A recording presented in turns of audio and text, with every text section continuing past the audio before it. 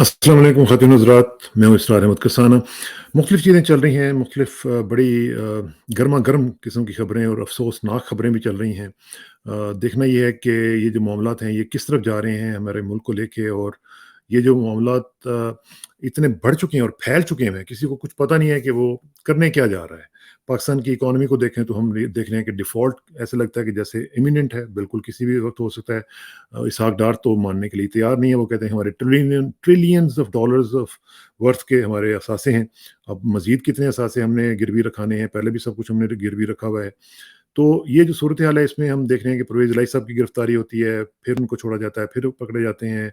Bloch हमें सारे परेशान इसलिए नज़र आ रहे हैं कि बुज़दार साहब ने जो उनकी बुज़दिली की जो दास्तान रकम किया, आपको पता है बुज़दार जो होता है, ये बुज़ जो है, बुज़कशी एक खेल भी है। बुज़ का मतलब होता है भेड़, जिस तरह वो होती है ना, वो आपको याद होगा कि जो घोड़ों के ऊपर वो डाल के रस्सा, बुज़कशी उसको कहते हैं। तो बुज़ बकरी या भेड़ को कहते हैं। इन्होंने बेसिकली वही भेड़ वाला काम किया। तो इसलिए ये पूरा जो बलोचों का कबीला है, वो इस वक़्त परेशान है कि ये हमारे साथ ये क्या हुआ है। और साथ-साथ हम देख रहे हैं कि जो पीटीआई की टूट-फूट है, वो चल रही है। पीटीआई का क्या मुस्तकबिल होगा? फिर अगली हुकूमत जो है वो किसकी होगी? क्या इमरान खान साहब वापस आ सकेंगे कि नहीं आ सकेंगे? और फिर ये साथ-साथ हम गिरफ्तारियाँ देख रहे हैं। एक बहुत ही अफ़सोसनाक एक खबर आपने सुनी होगी कि एक खुदकुशी हुई है, उसकी भी तफ़सीलात ज़रा जाँचने की कोशिश करेंगे। और जेल में बर्गर मिलते हैं या नहीं मिलते, इसका भी ज़रा तज़िया करने की कोशिश करेंगे कि चिकन मंचूरियन या बर्गर, इस तरह की शॉप्स जो हैं वो अता तारड़ साहब को मेरे ख़्याल है जेलों में भी कुछ ना कुछ लगानी चाहिए। और साथ-साथ हम ये भी देख रहे हैं कि पीपल्स पार्टी और शायद नून लीग में कोई सीट एडजस्टमेंट भी हो सकती है। क्या होगा? नई जमातें और नए ग्रुप्स जो बन रहे हैं, इनका मुस्तकबिल क्या होगा? इन तमाम उमूर पे गुफ्तगू करने के लिए हमारे सीनियर सहाफ़ी, बड़े भाई, दोस्त जनाब शोएब मरगूब साहब। शोएब भाई, अस्सलाम वालेकुम। वालेकुम अस्सलाम। शोएब भाई, ये जो सूरत-ए-हाल बन रही है, मेरा ख़्याल है पहले पहले तो वो मुझे उसकी तफ़सील मैं जाँचना चाहूँगा और जानना चाहूँगा, जो खुदकुशी हुई है। वो मुझे भूल नहीं रही है। उसकी ज़रा तफ़सीलात आप हमें ज़रा शेयर करें, बताएँ कि वो क्या हुआ है? फिर हम ज़रा दूसरी चीज़ों पे भी आते हैं। जी। देखिए, इस वक़्त जो गिरफ्तारियाँ हैं वो इस पैटर्न पे हो रही हैं कि कोई डंडा लेके जा रहा है तो उसको पकड़ लिया। अब जैसे किसी के पास पिस्टल है तो इसका मतलब ये नहीं है कि उसने पिस्टल इस्तेमाल कर ली। अता तारड़ साहिब ने अपने एक उसमें खिताब में जो उन्होंने कल तमाम चैनल्स पे लाइव गए, तो उसमें उन्होंने दिखाई तस्वीरें कुछ खवातीन की जो डंडा लेके जा रही हैं। उन्होंने कहा डंडा लेके जा रही हैं, गालियाँ भी दे रही हैं, तो ये है, इनको 10 साल भी सज़ा हो तो कम है। अब एक तो उन्होंने कोर्ट पे अंदाज होने की कोशिश की कि 10 साल की सजा भी कम है। अब इससे जो कौम में एक हरासमेंट पैदा होगी कि अगर कोई डंडा भी लेके जा रहा है तो वो भी इस चक्कर में मारा जाएगा कि उसने लाजमी तोड़-फोड़ की या डंडा किसी के सर पे मार दिया। देखिए, क्राइम किसी असलहा के रखने से नहीं होता या किसी मादे के रखने से नहीं होता। असला तो क्राइम उस वक़्त एस्टेब्लिश होता है जब कोई ऐसी वीडियो आए जिसमें कमिट वो करते डंडा हैं। इस्तेमाल कर रहे हैं। वो क्राइम है, जिसमें वो पिस्टल इस्तेमाल कर रहे हैं। तो इन्होंने जब ये कहना शुरू कर दिया कि डंडे रखने वाले भी मुजरिम हैं, इमरान खान के घर जाने वाले भी मुजरिम हैं, पीटीआई में जो शामिल हैं वो भी मुजरिम हैं, क्योंकि कुछ लोगों के बकौल कुछ लोग पीटीआई को दुश्मन पार्टी डिक्लेयर कर चुके हुए हैं। मतलब दुश्मन पार्टी डिक्लेयर कर चुके हुए हैं, तो उसके जितने भी मेंबर हैं, चाहे वो 200 हो, चाहे 2 करोड़ हो, चाहे मतलब 23 करोड़ हो, तो वो सारे के सारे क्रिमिनल हैं अगर आप किसी को टेररिस्ट डिक्लेयर कर चुके हैं। तो ऐसे ही एक आदमी को गिरफ्तार करने के लिए छापे मारे गए रहीम यार खान में। चंद रोज पहले, मतलब 2-1 रोज पहले वीडियो एक बहुत वायरल हुई सोशल मीडिया पर, और वो वीडियो ये थी कि एक आदमी एक अस्पताल के एक बाहर खुद को आग लगा रहा है। अच्छा, उसने पेट्रोल छिड़का या तेल जो भी है, वो उसके बाद वो जल जल रहा है वहां पे, और कोई उसको बचाने की कोशिश नहीं कर रहा, क्योंकि बिल्कुल उस वक्त उसके आसपास कोई रश वश नहीं था। अच्छा, अब जो आजकल में वीडियो और वो ट्रैवल कर रही हैं उसके जले हुए बच्चे की तस्वीर नौजवान की, वो ये है कि वो रहीम यार खान से पीटीआई का रुकन था। उसको एक टेररिस्ट के तौर पे, जैसे ये अता तारड़ और दीगर तारड़ साहिबान जो दो तारड़ हैं वो, तो ये सारे ये डिक्लेयर करते फिर रहे हैं कि ये जितने भी लोग हैं जो जलसों में भी जा रहे हैं, वो जो जलसों में भी है ना, उन पे भी टेररिज्म के मुकदमे बन रहे हैं। 780 के मुकदमे उन पे भी बन रहे हैं कि जलसों में। अब हमें ये नहीं पता लग रहा कि किसकी कौन सी तस्वीर कहाँ की है। देखिए, डंडे लेके तो वो लोग इमरान खान के घर के बाहर भी खड़े थे। अब क्या वो भी हमको कह दें कि ये वो लोग हैं जो अपना किसी और सीरियस दफ्तर के बाहर हैं? तो ये बड़ी एक संजीदा चीज की जरूरत है। जैसे कल ही एक आदमी ने अपना एक कोर्ट में केस किया है कि जियो फेंसिंग के मुताबिक तो मैं फलां इमारत के बाहर मौजूद हूँ जो सेंसिटिव है, लेकिन असल में तो मैं अपने घर पे उसे सो रहा था। मतलब उसने जियो फेंसिंग को चैलेंज कर दिया। अब जियो फेंसिंग ने कैसे निकाला? गवर्नमेंट को हाँ, जो हमने पहले भी अर्ज किया यहाँ पे वो ये कि गवर्नमेंट जियो फेंसिंग का डाटा पब्लिक के सामने करे। देखिए असल शिफाफ और ट्रांसपेरेंट इन्वेस्टिगेशन वही होती है कि आप डाटा को पब्लिक करें और आप public let the public decide कि ये क्या चीज है, क्या भला है, ये सही है, गलत है। तो इसी तरीके से एक रहीम यार खां के नौजवान को जब टेररिस्ट डिक्लेयर कर दिया गया, उस पे बेशुमार मुकदमे बनने थे, वो छुपता फिरा था, उसको पता था कि उसके पीछे कोई सपोर्ट करने वाला नहीं है। उसके घर पे पुलिस ने उसी तरीके से छापा मारा जैसे दहशतनाक तरीके से छापा मारते हैं। आप देखें कि इसमें छापे जब पड़ रहे हैं तो माँ को भी पकड़ के ले जा रहे हैं, बाप को भी पकड़ के ले जा रहे हैं, भाई को भी पकड़ के ले जा रहे हैं। तो ये पंजाब की पुलिस जो है वो अपने उस कल्चर की इंतहा पर है जिसको तब्दीलियों के नारे हम जनरल ज़िया के जमाने से सुन रहे हैं। जनरल ज़िया के जमाने से तो हम सुन रहे हैं, इससे पहले से भी वो मौजूद थे कि थाना कल्चर क्या होता है। और ये बड़ी जुबान से आम बात है कि जो लोग थाने में एक दफा जाते हैं, जेल में जाते हैं, तो वो पक्के पक्के मंजे हुए मुजरिम बन के निकलते हैं, क्योंकि उनको सारे सिस्टम का पता लग जाता है। उनको ये पता लग जाता है कि उन्होंने बचना कैसे है। जिसको ये पता लग जाए उसने बचना कैसे है, वो क्रिमिनल बन ही जाता है। तो उस बच्चे ने जब ये महसूस किया कि मेरी माँ को हार्ट अटैक हो गया है, मैं उसको देख भी नहीं सकता, तो उसने उसी अस्पताल के बाहर जहाँ पे उसकी माँ एडमिट थी, वहाँ पे खुद को जलाकर खुदकुशी कर ली। अब ये ट्रैवल अस्तगफुरुल्लाह। कर रही है सारी ग्रुपों में। अब इस पे फिर 2 दिन बाद मेरे ख्याल में कोई तारड़ साहब आएँगे मैदान में और वो ये कहेंगे कि इस हुँ, पे तो 600 मुकदमे थे और ये तो बड़ा पुराना मुजरिम बड़ी था हुँ, और इसको तो पेट्रोल छिड़क के फलाना। लेकिन बात मैं यहाँ पे एक आपको बड़े मिसाल दूँगा पंजाब की पुलिस की। जी, मिसाल ये है कि एक साइकिल सवार को पर रात को फायर किया, सीधा स्ट्रेट फायर किया और वो मर गया। मैं उस वक़्त एक बड़े अखबार में होता था, जंग अखबार में। मैंने उस वक़्त एक इमरान याकूब साहब जो इस वक़्त हैं, हुँ, उनको कहा कि आप इस पर फीचर बनाएँ। रात के 12-1 बजे उसको फायर मारा है और वो मर गया है। अच्छा, वो एक्चुअली था पंखों का मैकेनिक। पुलिस ने ये कहा, पुलिस का जो वर्जन आया, लालेका साहब उस वक़्त कंसर्न्ड ऑफिसर थे पुलिस हुँ, के, तो उन्होंने ये वर्जन दिया कि ये तो बड़ा प्रोमिनेंट केस था। ये जेल हाँ, तोड़ के भी फरार हो चुका है। अब कोई पुलिस से पूछे कि भाई वो कौन सा मुजरिम है जो जेल तोड़ के फरार हो गया, उस पे इतने कत्ल के पर्चे हैं और वो साइकिल पे जा हाँ, रहा है। अच्छा, साइकिल पे उसके जा पीछे से जो उसके कैरियर के पीछे जो फंसी हुई चीजें, मतलब जो थैले में चीजें निकली, वो प्लास, पेंचकस और ये वो इस तरह की चीजें थी। लालेका साहब के ओहो! बकौल ये आलाते नकबजनी है। तो अस्तगफुरुल्लाह। आलात नकबजनी। तो अब इस तरह हुँ, से जो इन्वेस्टिगेशन हो रही है, इस जिस इन्वेस्टिगेशन को हम तब्दील करना चाह रहे थे, वो जो इन्वेस्टिगेशन हो रही है, उसको ये अब हमारे जो तारड़ साहिबान हैं, वो टैली करना चाह रहे हैं 6 जनवरी की अमेरिका की इन्वेस्टिगेशन से। देखिए हाँ, अमेरिका कैपिटल की हिल वाले। इन्वेस्टिगेशन जो है बिल्कुल क्लियर है। अमेरिका ने उन लोगों को सजाएँ नहीं दी जो जुलूसों में थे। हुँ, अमेरिका हुँ, ने सिर्फ उन लोगों को सजाएँ दी हैं जो अपना नैन्सी पेलोसी की कैपिटल हिल कुर्सी पे बैठे हुँ, हुए कह रहे हैं कि हम हुँ, इसको मार देंगे, फलां कर देंगे, जिनकी हुँ, सारी रिकॉर्डिंग और वो सारी चीज़ें मौजूद हैं। जो तोड़-फोड़ कर रहे हैं, डंडे मार के तोड़ते हुए दिखाए गए हैं, उनको दिए, वरना हुँ, जुलूसों में तो बेतहाशा लोग थे। आधा वाशिंगटन जेल में होता, आधा कैपिटल हिल के बाहर जो लोग थे वो जेल में होते, अगर सिर्फ जुलूस में शरीक लोगों को मुजरिम गर्दान कर सज़ा दे दी जाती। तो ये है हमारे हुँ, इस वक़्त का एक पस मंज़र, इस जो वजह से पूरे होता है। मुल्क हुँ। में हरासमेंट से जो खौफ से जो पैदा की हो रही है ना, एक अपना आगे साइकोलॉजी लेकिन की लेकिन और एक लेकिन शोएब भाई ये जो हैरेसमेंट है जो पूरे मुल्क में इस वक़्त फ़ील हो रही है, ना सिर्फ़ आप फ़ील कर रहे हैं, हम लोग बाहर बैठ के भी फ़ील कर रहे हैं और ये भी साथ ओवरसीज़ पाकिस्तानीज़ को भी एक कंसर्न है कि जब वापस जाएँगे तो उनके खिलाफ भी इस तरह के एक्शन लिए जा सकते हैं।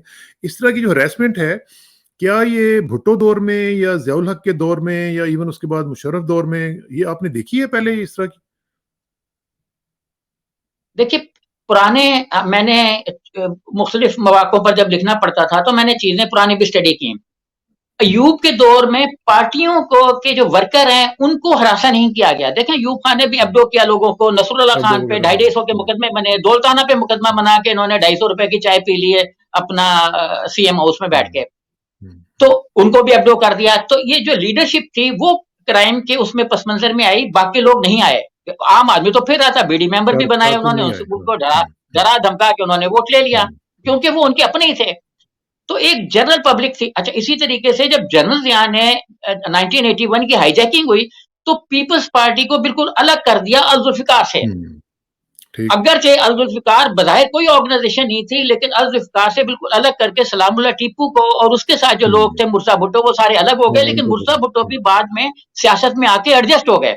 सियासत में आके एडजस्टमेंट से मतलब कि उन्होंने अपनी एक छोटी-मोटी पार्टी बनाई, पब्लिक ने एक्सेप्ट नहीं किया, लेकिन बहरहाल बाद में वो मारे गए। अपनी वहाँ की जो सिंध की और अंदरूनी सिंध की सियासत थी, उसकी भेंट चढ़ गए। ठीक। तो अब उनके बेटे हैं, जो सोशल वर्क काफ़ी ज़्यादा कर रहे हैं। तो इसी तरीके से बाद में जब जनरल ज़िया के बाद जो दौर आया, जैसे नवाज़ शरीफ पे भी हाईजैकिंग का मुकदमा बना, लेकिन मुस्लिम लीग पे नहीं बना। अगरचे मुस्लिम लीग के जो की फिगर्स थे, ख्वाजा आसिफ हो गए और वही हसन इकबाल जो थे ताने मार रहे हैं कि भाग गए, ये खुद भी भाग गए थे दोनों लोग, और बाहर हाँ, जाके हाँ, ओबामा पे नौकरियां कर रहे थे। इनके भी काम में मौजूद है, ड्राइवर के और फलाने के लोगों के। हाँ, हाँ, हाँ। तो पार्टियां बिल्कुल अलग रही। हुँ, इस वक्त जो चेंज है, वो चेंज ये है कि पूरी पार्टी को ऐसे बनाया जा रहा है जैसे वो भूत किस्म की पार्टी है, क्रिमिनल्स हैं। देखिए, ये तो एक साइकी होती है मॉब की साइकोलॉजी को हम एक पर्सनल साइकोलॉजी नहीं डिक्लेयर कर सकते कि हर एक की है। जब आदमी ठीक, जुलूस में होता है तो वो कुछ भी कर सकता है। ये तो स्टेट का काम है, वो जुलूस को रोके। रोक दे। जब स्टेट 25 मई का जलसा रोक रहा है, जब स्टेट सारा कुछ कर रहा है, तो वो ये जो 9 मई है, इसको क्यों नहीं रोक रहा? अब ये कह रहे हैं कि 9 मई का जो इंसिडेंट है, ये 9/11 है पाकिस्तान का। जो 9/11 अमेरिका का है, उस पे आप किताब पढ़ लें, जो साबिक वाइस चांसलर थे पंजाब यूनिवर्सिटी के, मुजाहिद कामरान साहब, हाँ, उन्होंने अपनी किताब में क्या लिखा है, वो किताब पढ़ लें तो फिर आपको इस 9 जो मई है उसमें भी शक शुरू हो जाएगा कि ये किसने कराया है। हुँ, क्योंकि हुँ, उन्होंने जो साइंटिफिक डेफिनेशंस हैं, उससे ये साबित करने की कोशिश की है, चाहे वो अपना कोई कॉन्स्पिरेसी हो, कोई थ्योरी हो, तो लेकिन उन्होंने ये साबित किया है कि ये अपना ही काम था। तो मैं हुँ, ये नहीं कह रहा जो भी इंसिडेंट हुआ लाहौर में या जहाँ-जहाँ भी ऐसे इंसिडेंट हुए सेंसिटिव इमारतों पे, वो बड़े गलत है। लेकिन हमें ये तवज्जो भी करनी चाहिए कि जिन्ना हाउस सिर्फ लाहौर में नहीं है, जिन्ना हाउस जो है वो इंडिया में भी है, बेचारा वहाँ पे बड़ा हम पहले भी हाँ, कह उसके चुके हैं, भी कराची के जिन्ना हाउस की तस्वीरें इस वक़्त हाँ, वायरल हुई हैं सोशल मीडिया पे, जहाँ पे पानी हाँ। खड़ा हुआ है।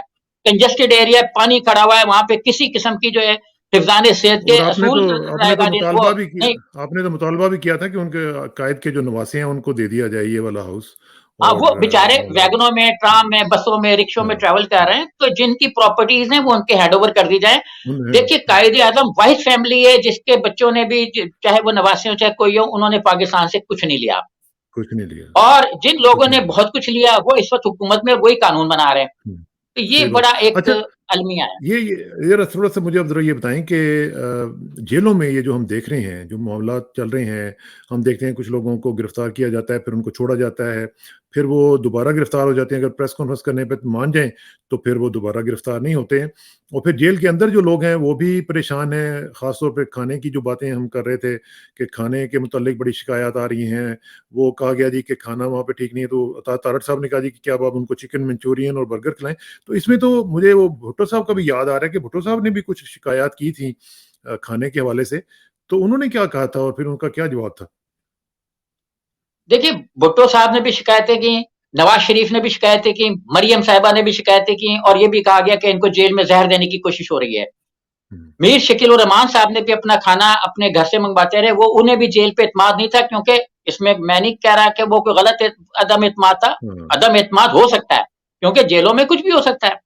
कुछ भी हो सकता तो है। ये फैक्चुअल पोज़ीशन है कि खाने और चीज़ें जेल में अच्छी नहीं होती। हम अगर ये मान लें कि जो रियासत मुल्क में अच्छा निज़ाम नहीं दे पा रही, वो रियासत जेलों के अंदर कोई बड़ा हुँ, आलीशान किस्म का निज़ाम दे पाएगी, तो ये हमें शक तो है। हुँ, भुट्टो साहब ने जब सेम जुमला हाई कोर्ट में कहा और उन्होंने जेल से कंकर निकाल के दिखाए, जेल से पत्थर हुँ, निकाल के दिखाया कि ये मेरे दाल में निकले हैं। खाने में तो निकले, हाँ। उस पे जस्टिस ने फरमाया कि हम कह देंगे। मतलब उस हुँ, वक़्त के जिनको एक कमज़ोर और पिट्ठू जैसा समझा गया मौलवी मुश्ताक हुसैन, उन्होंने भी ये हुँ, कहा कि हम इसकी इंक्वायरी करेंगे और जेल हुकाम खाना सही दें। तो हुँ, अब ठीक। हमारे जो लॉ को देखने वाले इंटीरियर के स्पेशल असिस्टेंट मावने खुसूसी जो भी हैं प्राइम मिनिस्टर के, उनको ये कहना चाहिए था कि हम इंक्वायरी करेंगे, देखेंगे कि खराबी कहाँ है। वो तर्ज हाँ, कह रहे हैं कि मैं बर्गर नहीं दे सकता, मैं मंचूरियन नहीं दे सकता, तो ये बड़ी गलत बात है।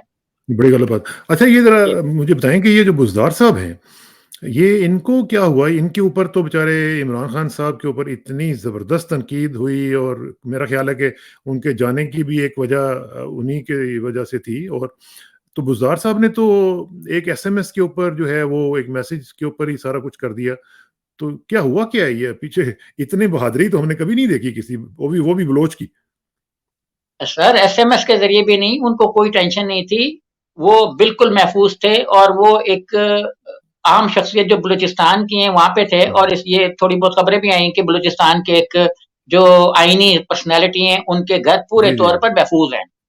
और उन पे किसी किस्म का कोई दबाव नहीं था। उन्होंने बिल्कुल रज़ाकाराना तौर पर सियासत के दरवाजे अपने ऊपर पहले बंद किए, उसके बाद उन्होंने खोल दिए कि वो जैसे अपना ये साबिक जो वज़ीर इत्तलात और वज़ीर कानून हैं फवाद हमारे, साहब, जो फवाद भागते हुए साहब। थक गए थे और उनकी ज़ुबान जो है वो खुश्क हो गई थी, और लोगों का ख़्याल है हाँ, कि अगर वो 2 सेकंड और भागते तो वहाँ पे ढेर हो जाते। हाँ, वो तो लड़खड़ा रहे थे। इस तरह का बुज़दार साहब साबित हुए हैं, और इस वक़्त एक सोशल मीडिया पे चल रहा है बहुत ज़्यादा कि ये बलोच कौम की बहुत ज़्यादा मतलब इससे हुँ, बुरा तासुर गया है, और सुधती ऐसा हुई है। उनको नहीं करना चाहिए था, क्योंकि हुँ, उन्होंने अपना इन्होंने इमरान खान ने सबकी मुखालफत मोल लेके उनको बनाया था।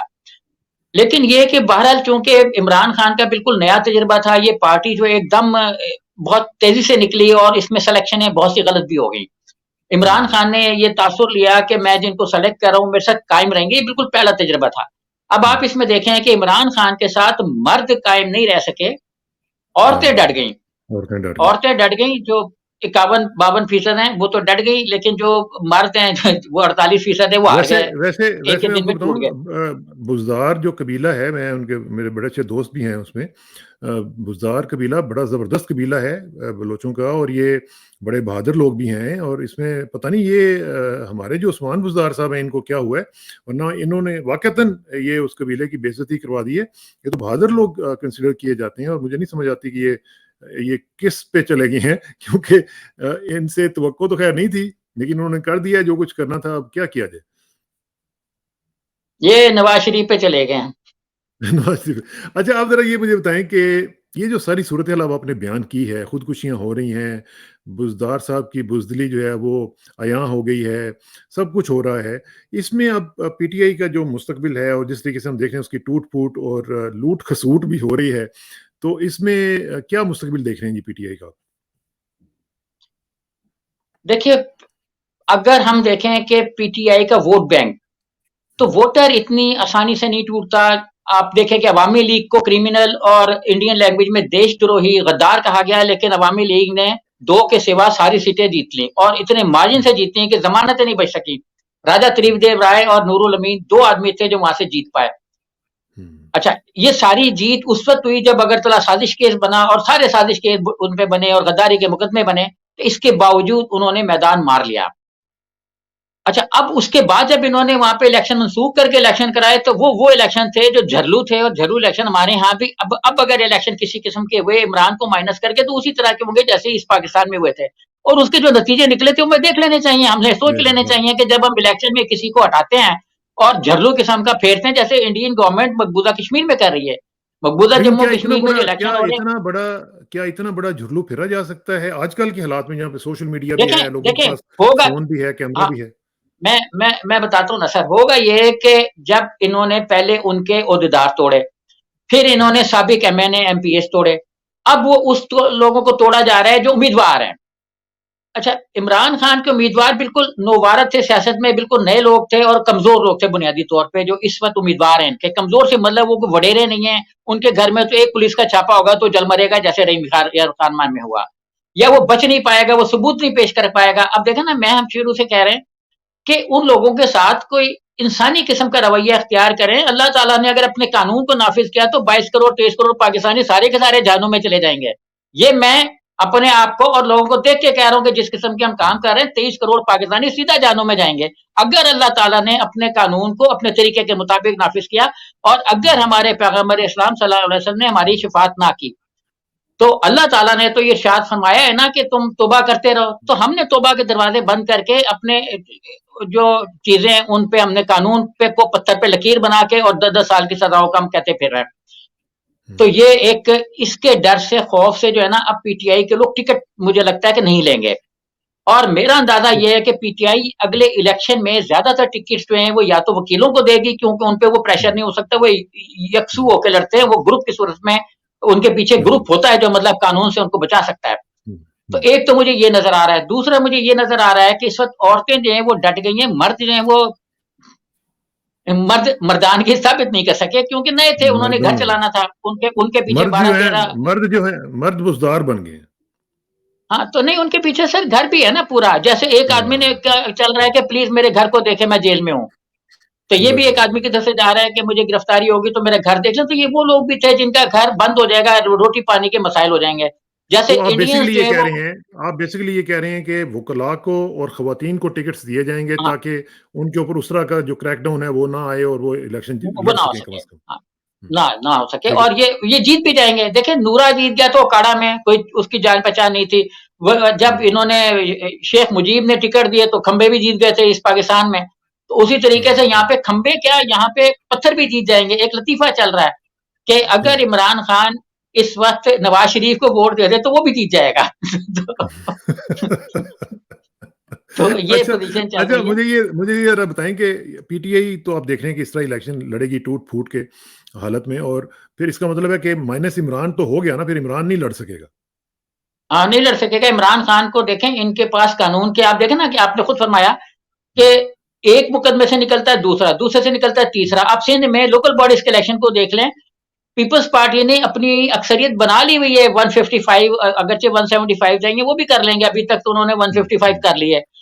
हाँ, तो हाँ। 175 सॉरी, तो 2-4 का फ़र्क रह गया है, मतलब मार-धाड़, पकड़-धकड़।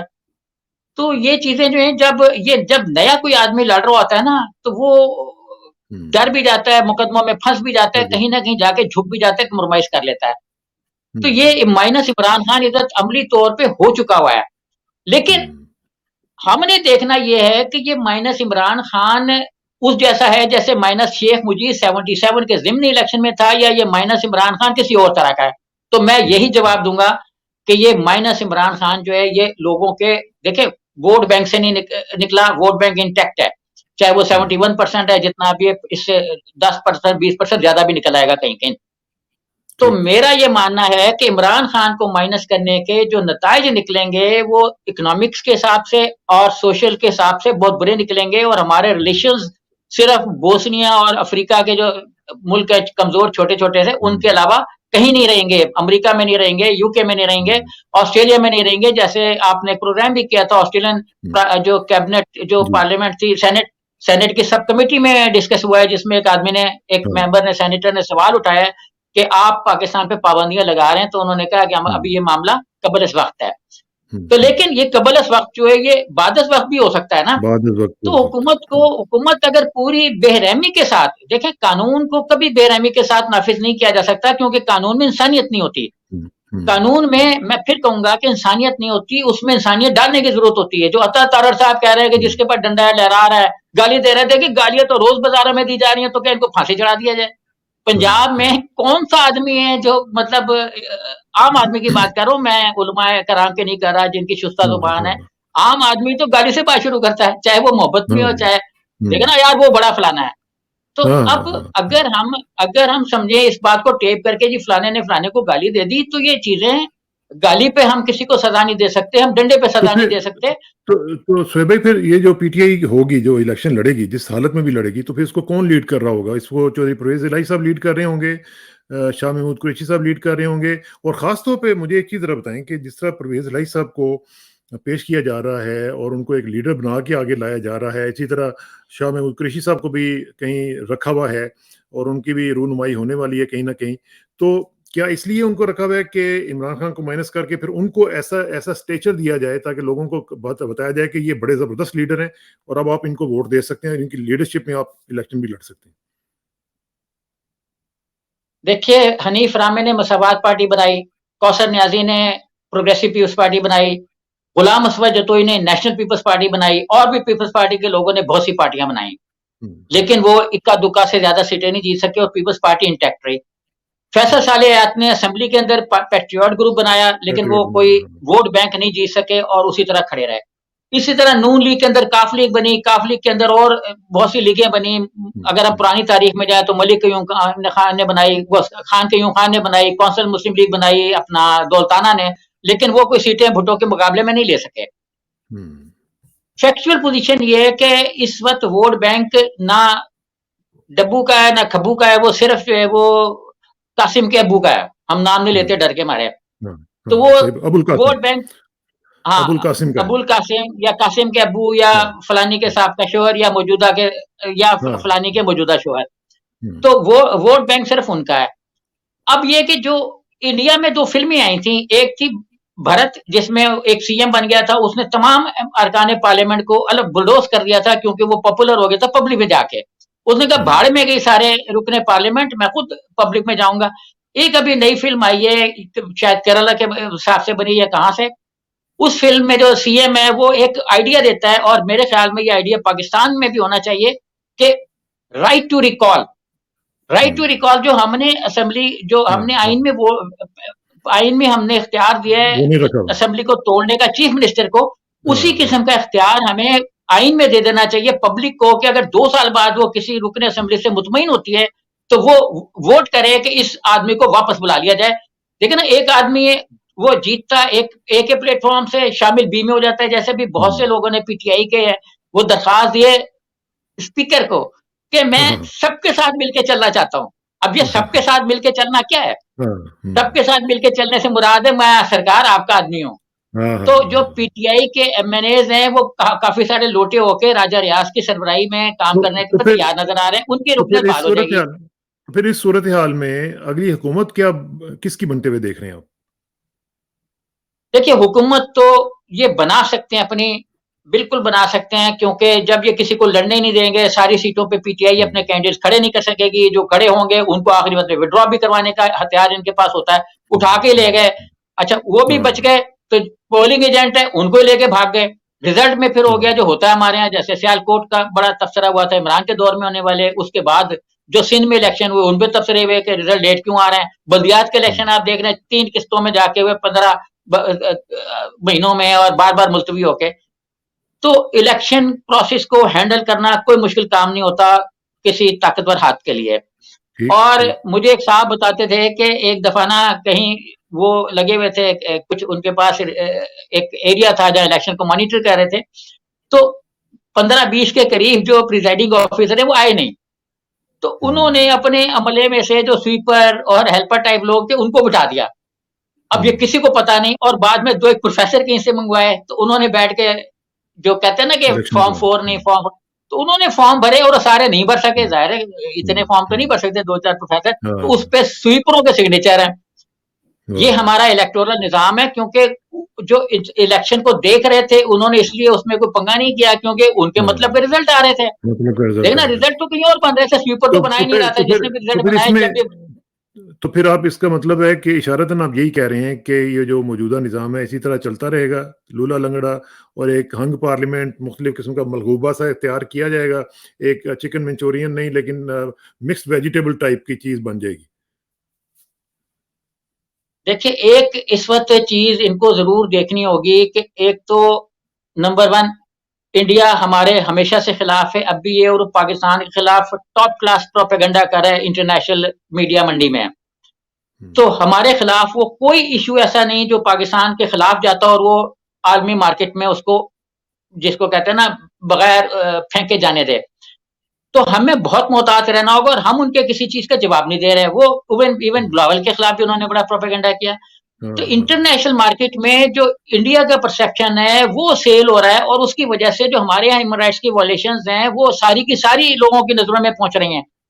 देखिए हुँ, इमरान खान का सेटअप शायद इतना स्ट्रांग ना हो कि वो हुकूमत के अंदर जा सके। ऑस्ट्रेलिया में तो इंडिया स्ट्रांग है ना, हाँ। ऑस्ट्रेलिया में पाकिस्तानी स्ट्रांग नहीं है ना, वो पॉलिटिकल किसी सिस्टम में है क्योंकि हाँ, बहुत कम है और वो उस तरह का तो जो ऑस्ट्रेलिया की सेनेट में डिस्कस हुआ है वहां तो इंडियन इन्फ्लुएंस है। हाँ, इंडियन हाँ, इन्फ्लुएंस काम आया कि वो सेनेट में डिस्कस हो गया। हुँ, हमें अपनी इंटरनेशनल इमेज को अगर हम मद्देनजर नहीं रखेंगे, हम एक देखें कल अगर यहाँ से उनके कोई डेमोक्रेटिक जैसे फोरम्स होते हैं वो यहाँ इलेक्शन की मॉनिटरिंग के लिए आ गए और उनको हुँ, पता लगा कि जी मेजर पार्टी को तो खड़ा नहीं होने दिया, 15 कैंडिडेट हाँ, उनको रोज कहें कि जी हमें तो दबाव था, तो इलेक्शन को कौन मानेगा। और मैं आपको ये बता दूं कि आईएमएफ पाकिस्तान के साथ हरी झंडी दिखा चुका है, कोई मुआवजा नहीं होगा। अब आईएमएफ के अच्छा, मुआहदे की कोई ज्यादा बड़ी इसलिए ज्यादा वैल्यू नहीं है कि वो बड़ी एक मीगर सी अमाउंट देगा जो 3-4 हुँ, महीनों में देगा $6, तो इससे ज्यादा तो हम अरेंज कर सकते हैं किसी भी मंडी से। हाँ, हाँ, लेकिन हाँ, उसकी अहमियत ये होती है कि अगर आईएमएफ ना कर देगा, जैसे भुट्टो के जमाने में आईएमएफ को अमेरिका की अगर आप रिपोर्टें पढ़ें तो अमेरिका ने आईएमएफ को कहा था कि आप पाकिस्तान को इमदाद डेफर कर दो। और फिर डॉलर जो है वो चढ़ के यूं आसमान पे चला गया था। जब अमेरिका ने के कहने पे आईएमएफ ने इमदाद डेफर की तो सबने कर दी। उसे पेरिस क्लब का बहुत ज्यादा शोर होगा था, उनका बहुत ज्यादा अमाउंट ले रहे थे उनसे पेरिस क्लब से। पेरिस क्लब ने भी अपनी डेट सितंबर तक बढ़ा दी। ये सारा मामला जुलाई में, जून में, मार्च में शुरू हुआ था। तो सारी एड के प्रोसेस जो सितंबर में चले गए, क्योंकि हमें पता था कि जुलाई में बहुत ज्यादा हालात खराब होने और कुछ और हो जाना है। तो यही अभी आखिर में सिर्फ ये बताएं कि हमें पैसे नहीं मिलेंगे और हम फाइनेंशियली स्क्वीज रहेंगे। और इस सिचुएशन में जब इलेक्शंस होंगे तो उसमें फिर जो अभी एक जुमला मैं और सर कह दूं, सॉरी, एक जुमला और। इस वक्त आलमी मंडी में पेट्रोल जो है वो 2008 से भी सस्ता है। 2008 में आलमी मंडी में पेट्रोल था कोई तकरीबन $90 पर बैरल का। इस वक्त जो हम जहां से ले रहे हैं मिडल ईस्ट की मार्केट, उसमें $72 पर बैरल है। ये हमें जो कुशन और वैक्यूम मिला हुआ है इकोनॉमी को बेस्ट बनाने का, वो हम नहीं कर पा रहे, क्योंकि हमारा हमने डॉलर को 300 पे और फ्लक्चुएट कर रहे हैं। तो हम अपनी इकोनॉमी को ठीक नहीं कर पाएंगे अगर इंटरनेशनल सपोर्ट ना मिले। तो फिर अगली हुकूमत जो है वो जरदारी साहब की देख रहे हैं? जी हाँ, अगला ये प्लान तो काफी अच्छे से सुन रहा हूँ कि अगली हुकूमत पंजाब में भी पीपल्स पार्टी की होगी और नून जो है ना वो सर खुजाएगी बैठ के मेरे साथ क्या हो गया। क्योंकि पीटीआई को तो उन्होंने टेररिस्ट बना दिया और जैसे भी बना दिया और जैसे कर लिया वो सारा कुछ। और यही सारा कुछ अगर नून के साथ या पीपल्स पार्टी के साथ हो तो इनको लग पता जाए। क्योंकि कॉमन मैन के साथ अगर नवाज शरीफ वापस आते हैं तो फिर भी कुछ नहीं होगा, नून का कुछ नहीं बनेगा इनका। देखिए, नवाज शरीफ का वोट बैंक जो है वो कोई ऐसा खास वोट बैंक नहीं है। इस वक्त तो मरियम भी पसे पर्दा गई हुई है, क्योंकि इतना कुछ वो बोल चुकी हुई हैं कि वो अपने किस किस लफ्ज का हिसाब देंगी। अगले उनसे भी कह रहे हैं कि भाई आपने ये भी कहा था, ये भी कहा था, ये भी कहा था, ये भी कहा था, ये जो फलाना है इसके पीछे फलाना है, ये उनके नारे लगते रहे और वो यूं मुस्कुरा रही थी जैसे में, और यूं दुपट्टा जैसे मतलब कोई अपना बड़ा स्टाइल मार रही थी। तो ये सारी चीजें देखें, लोगों ने देखी हुई हैं, उनसे भी लोग जवाब मांग रहे हैं, नवाज शरीफ से भी लोग जवाब मांग रहे हैं, जिसका जवाब उनके पास नहीं है। देखें, इदारों का जो थोड़ा बहुत लोगों ने ये जो अभी भी जो कुछ किया, हरफाया जो जिसको कहते हैं कि बहुत ज्यादा हुआ, तो वो मतलब उसकी वजह भी ये थी कि हमने नवाज शरीफ ने 10-5 साल में इमेज को खराब किया। नवाज शरीफ ने खराब किया ना, नवाज शरीफ ने खराब किया, जो लंदन में एक साहब बैठे हुए हैं उन्होंने खराब किया। तो उन्होंने ये कहा कि ये जो फलाना है। उसके बाद जब 2 लोग जो एमएनए बने बाद में केपीके से, उन्होंने इमेज खराब किया। और जब उनके साथ अपना समझौते हो गए, मायदे हो गए, वो असेंबली में आके बैठ गए और एक हुकूमत की इंस्टॉलेशन में उन्होंने मदद कर दी। तो फिर जो पीटीआई के कारकुन थे उनके दिमाग में ये आया, क्योंकि हम मैच्योर तो है नहीं ना पॉलिटिकली और सोशली, हमारे दिमाग में ये आया कि शायद ये जो अपना मैन्यूवरिंग हो रही है इसके पीछे कुछ और है। इससे भी असर पड़ता है। इस चीज को माइनस करना चाहिए, लोगों की एजुकेशन करनी चाहिए, बजाय इसके कि कानून को जालिमाना तरीके इन्फोर्स। मैंने कह रहा है कि कानून का निफाज गलत है।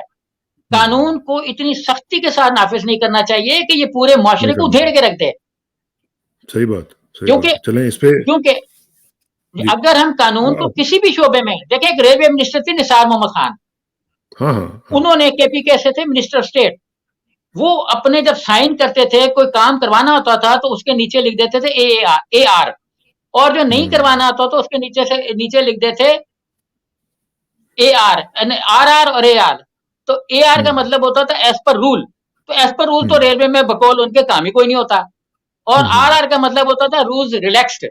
वो छोटा सा लिखा होता था, लोगों को पता नहीं होता था। तो पाकिस्तान में रूल्स को रिलैक्सेशन नहीं करेंगे तो काम ही नहीं होगा। इसलिए हमें रूल्स को उस तरीके से अमल करना चाहिए जैसे अल्लाह ताला ने फरमाया है, अदल और एहसान। तो एहसान का एलिमेंट अगर हम निकाल देंगे तो हम एक अच्छा और सही मुआशरा नहीं बन सकेंगे। बेशक बेशक, बहुत बहुत शुक्रिया सोहेब भाई। इंशाल्लाह आपसे रब्ता रहेगा और wish Pakistan good luck, wish you good luck, और अल्लाह ताला खैर करे। जो भी हम देख रहे हैं मामला, इनको अच्छे तरीके से हल किया जा सके। इंशाल्लाह जल्दी आपसे मुलाकात होगी जी। बहुत बहुत शुक्रिया। अस्सलाम वालेकुम।